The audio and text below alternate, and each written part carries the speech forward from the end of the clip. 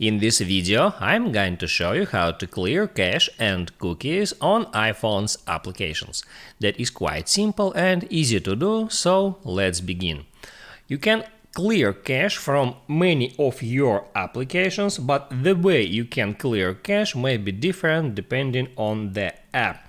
And let me show you different ways how you can do that. And the first way is to clear cache on Safari browser.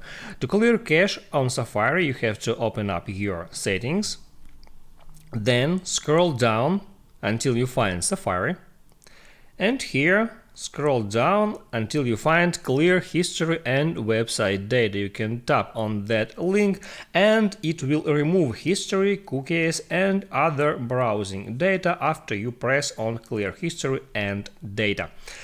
If you want to clear cache for another apps, you have to find the clearing feature inside each individual application settings. So for example, let me show you how it looks like on Snapchat.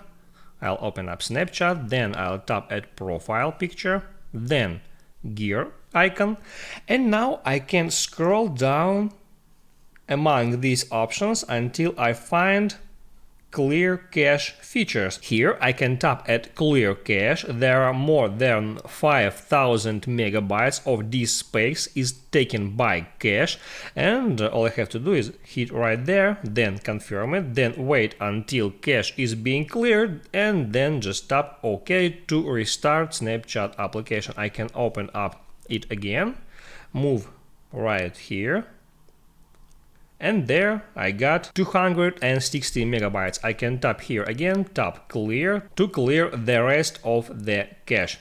And in the same way I can open up any app, let it be Telegram for example, and let's try to find a similar feature right here. I'll open up settings, then tap at data and storage.